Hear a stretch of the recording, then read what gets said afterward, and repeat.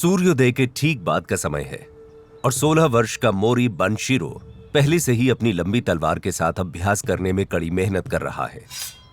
बनशीरो प्रशिक्षण में एक महत्वाकांक्षी समुराय है और आज उसे अपने शिक्षकों को पहले से कहीं अधिक प्रभावित करना होगा। आज वो मार्शल और विद्वतापूर्ण अध्ययन के 1 वर्ष के लिए राजधानी शहर एडो की यात्रा के लिए अनुरोध करेगा और उसे अपने पिता के साथ साथ उनके सपोर्ट की आवश्यकता है। जापान में टोसा डोमेन की राजधानी कोची के महल शहर में वर्ष 1800 है। डेम्यो का डोमेन पर शासन है और लगभग 1500 समुराय अनुचर उसकी सेवा करते हैं। 200 साल से जापान शांति में है और समुराय जो कभी मुख्य रूप से योद्धा थे अब बहुत व्यापक भूमिकाएं निभाते हैं। वे सरकारी अधिकारी, विद्वान, शिक्षक और यहां तक कि चाय समारोह के स्वामी या कलाकार भी हैं। इन विविध जिम्मेदारियों के लिए तैयारी करने के लिए बनशीरो जैसे युवा समुराय साहित्यिक, शिक्षा और मार्शल आर्ट के दोहरे रास्तों का अध्ययन करते हैं। 15 साल की उम्र में वो वयस्कता के संस्कार से गुजरे और दाइशो तलवारों की एक जोड़ी प्राप्त की।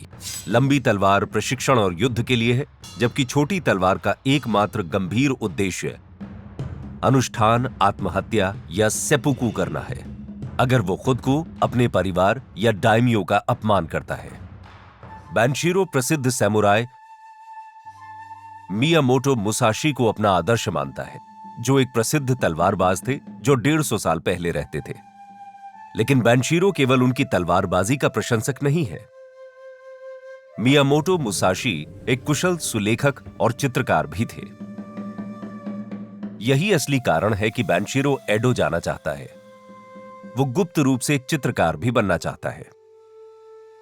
घर पर अपनी प्रैक्टिस खत्म करने के बाद वो अपने पिता को अलविदा कहता है और स्कूल चला जाता है। उनके पिता डायमियो के साथ राजधानी जाने की तैयारी कर रहे हैं। जापानी सैन्य सरकार के प्रमुख टोकुगावा शोगन को सभी क्षेत्रीय शासकों को गृह क्षेत्र में अपने महल, शहर और राजधानी शहर के बीच वर्षों को वैकल्पिक करने की आवश्यकता होती है।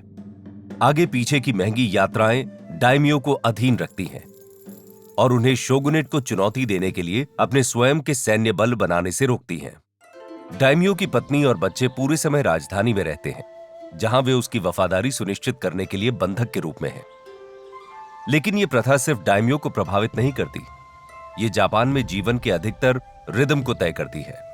समुराय को डायमियो के साथ एडो जाना होगा। इस वर्ष बनशीरो के पिता की जाने की बारी है और बनशीरो उनके साथ जाने के लिए डेस्परेट है।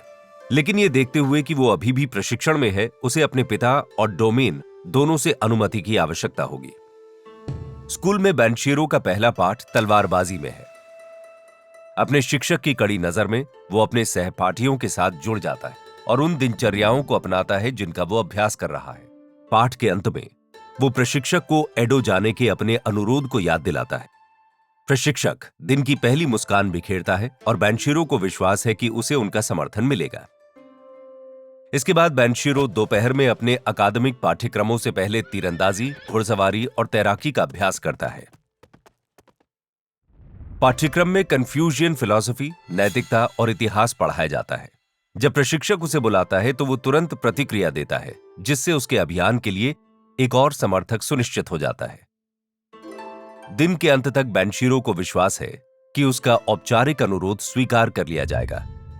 लेकिन सबसे बड़ी चुनौती अभी भी उसके सामने है, अपने पिता को मनाना।